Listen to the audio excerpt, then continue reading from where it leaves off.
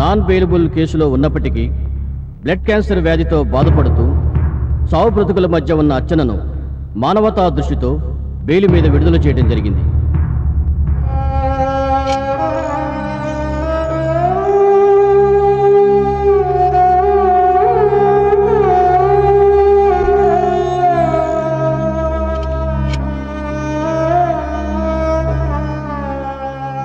ఇక్కడ సంతకం పెట్టమ్మా.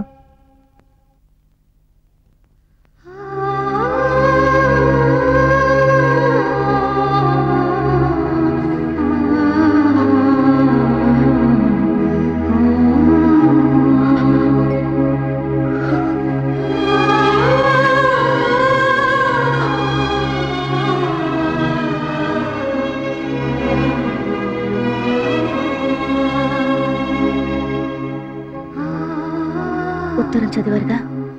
చదివాను. చదివా కూడా శుభవార్తల్ని అశుభవార్తల్ని తేడా లేకుండా పంచే పోస్ట్ మ్యాన్ భగవంతుడు నాకు ఆ ధైర్యం ఇచ్చాడు.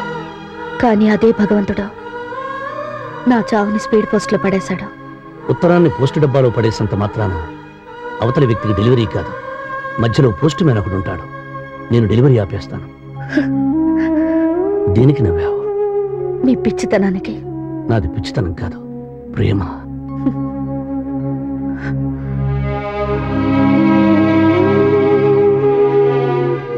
ప్రేమంటే నవ్వు కాదు అర్చన.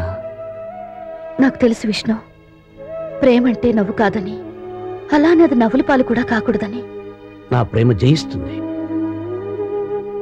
అది బ్రతికుంటే. నా ప్రేమకు చావులేదు అర్చన. కానీ ఈ శరీరానికి చావుంది విష్ణు. ఎవరైనా అందాన్ని ప్రేమిస్తారా? అస్థి పంజరాన్ని ప్రేమించరు. నేను ప్రేమిస్తున్నది నీ ఆత్మసౌందర్యాన్ని. కట్టి ఎండిపోతే వంట చేసుకోవడానికి ఉపయోగపడుతుంది, గడ్డి ఎండిపోతే గొడ్లు తినడానికి ఉపయోగపడుతుంది. శరీరం కుళ్ళిపోతే ఎందుకు పనికిరాదు? జాతస్య మరణం ధ్రువం అన్నారు. పుట్టిన ప్రతి మనిషి గిట్టిపోవలసిందే. మనిషి రేపటి గురించి ఎదురు చూస్తుంటే శ్మశానం మనిషి గురించి ఎదురు చూస్తూ ఉంటుంది. అటు చూడు.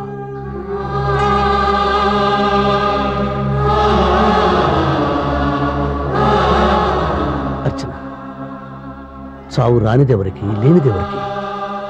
సూర్యుడు ఉదయం పుడతాడు, సాయంత్రం మరణిస్తాడు.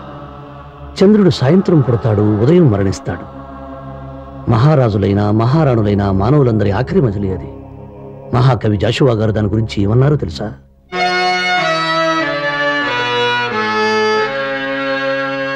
ఇచ్చోటనే సత్కవీంద్రుని కమ్మని కలము నిప్పులలోన కరిగిపోయే.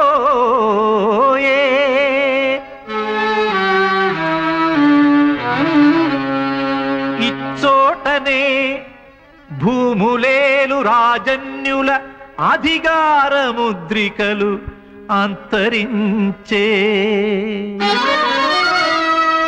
ఇచ్చోటనే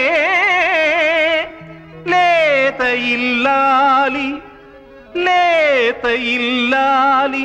నల్ల పూసల సౌరు గంగలో కలసిపోయే. ఇచ్చోటనే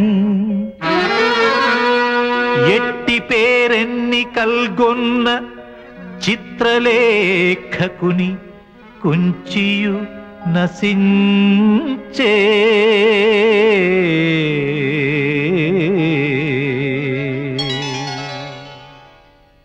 నీకు మనసులో బాగుందని అనిపించిన వన్స్ మోర్ అనాలి అని అనిపించలేదు కదా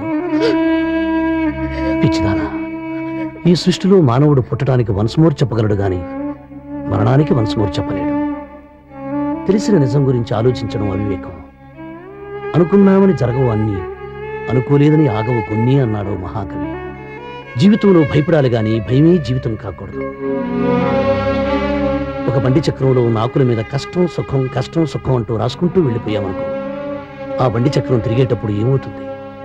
ఒకసారి కష్టం పైకొస్తే మరోసారి సుఖం వస్తుంది.